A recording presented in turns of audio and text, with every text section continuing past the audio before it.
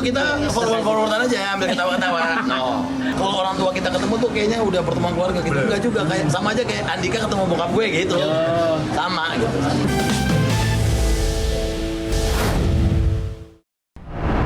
Terkendala restu, rencana pernikahan Gading dan Medina terancam batal.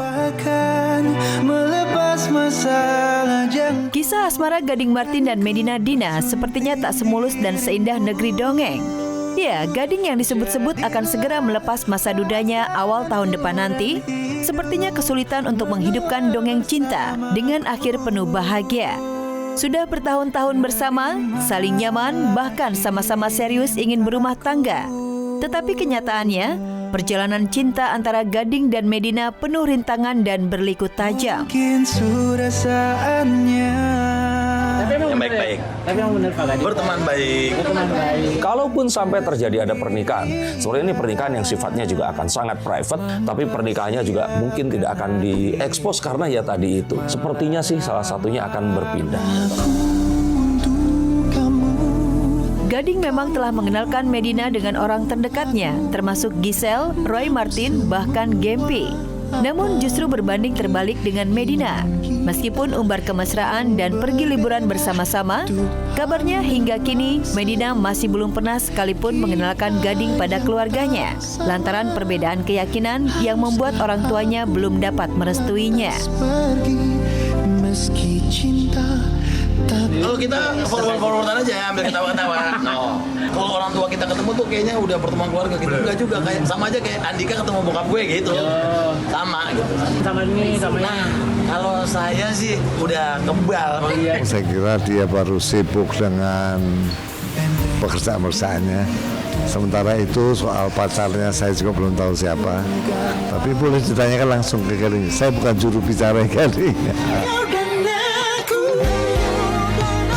Padahal Gading sudah mulai menyiapkan masa depan bersama Medina. Dengan sibuk melebarkan bisnis kulinernya, di tengah Gading sudah mulai sepi job berakting.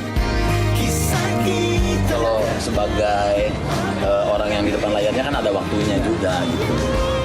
Makin di sini yang muda-muda makin banyak, yang makin pinter makin banyak. Ya kalau kita nggak buka keran-keran lain dalam kehidupan kita, kita masukkan nunggu di calling doang berarti kan. Nanti kalau misalnya nggak ada callingan, nggak ada pemasukan. Tak ingin berlarut dalam kegalauan, Gading lebih memilih merencanakan liburan Natal dan Tahun Baru bersama Giselle dan Gempi di negeri Gingseng. Lantas benarkah perjalanan ke Korea tahun ini tanpa kehadiran Medina? Beda. Bingung kan tuh. Pokoknya tolong doain saya dan keluarga saya yang baik-baik aja. Amin. Nanti ke depan kan kita nggak tahu.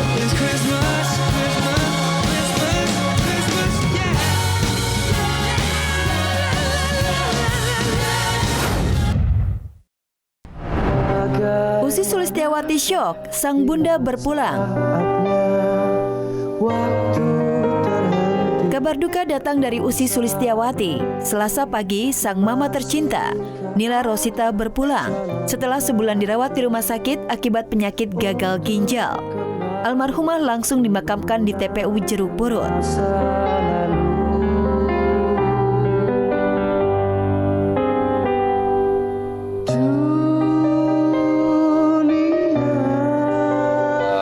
Mama memang udah lumayan lama mikul sakitnya udah kurang lebih 4 tahun ini. Memang sebelum beliau wafat ada di rumah sakit karena kondisinya memang kembali lagi nggak stabil gitu karena penyakit ginjal yang udah lama dialami. Tadi pagi posisinya semua masih di rumah. Benar-benar pas mau berangkat tiba-tiba dapat telepon harus ke rumah sakit karena kondisinya tiba-tiba drop.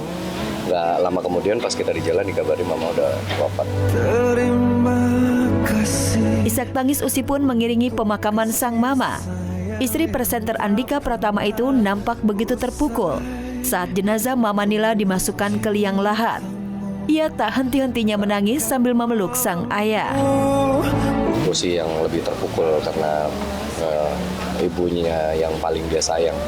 Usi kebetulan anak satu-satunya perempuan di rumah dan dekat banget sama mama, kurang lebih sifatnya mirip sama mama.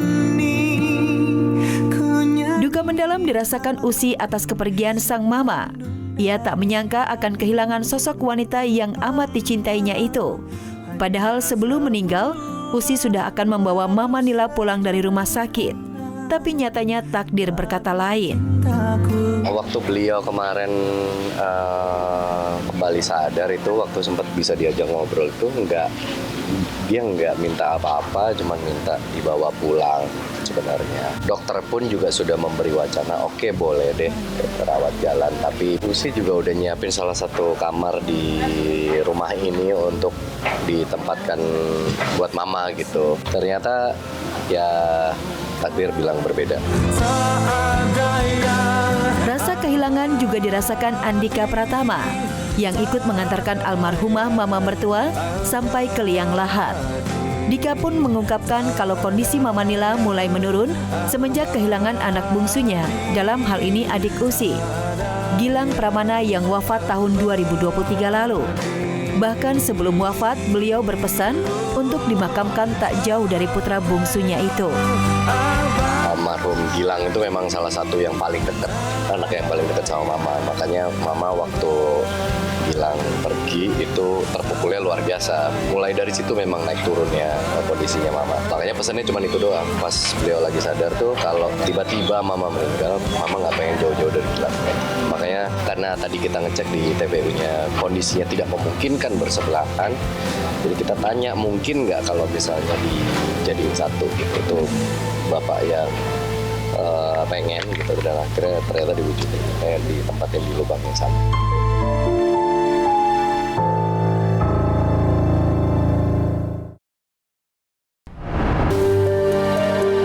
Kado Natal terpahit Sandra Dewi, suami dituntut penjara lama dan denda miliaran.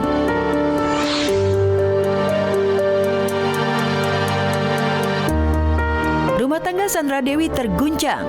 Tuntutan 12 tahun penjara dan lengkap dengan denda 1 miliar serta harus mengembalikan kerugian negara sebesar 210 miliar rupiah Senin malam lalu benar-benar jadi pukulan telak bagi Sandra Dewi. Harvey yang semula tenang memasuki ruang sidang pengadilan Jakarta Pusat tiba-tiba bermuram durja keluar bungkam tanpa sepatah kata. Menjatuhkan pidana kepada terdakwa Harvey dalam pidana penjara selama 12 tahun. 3. Menghukum terdakwa membayar denda sebesar 1 miliar rupiah. Membebankan terdakwa membayar maupun ganti sebesar 210 miliar rupiah.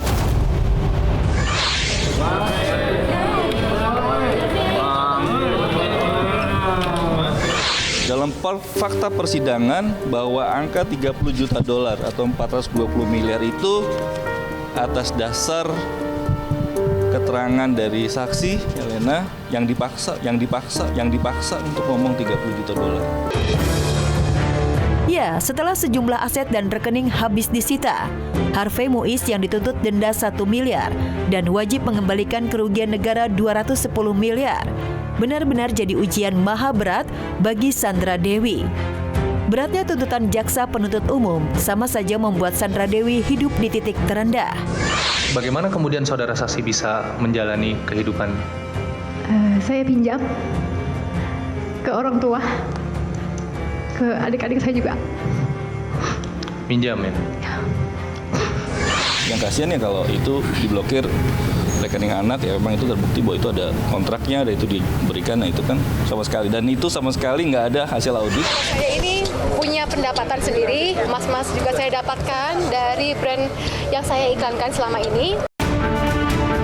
Jika pekan depan majelis hakim mengabulkan seluruh tuntutan jaksa penuntut umum, say goodbye kemewahan bagi Sandra Dewi. Apalagi tuntutan penjara 12 tahun sang suami jadi kado pahit Natal tahun ini. Padahal tahun-tahun sebelumnya, ia selalu menjalani Natal dengan bahagia bergelimang harta, sampai mendatangkan pohon Natal dari Amerika.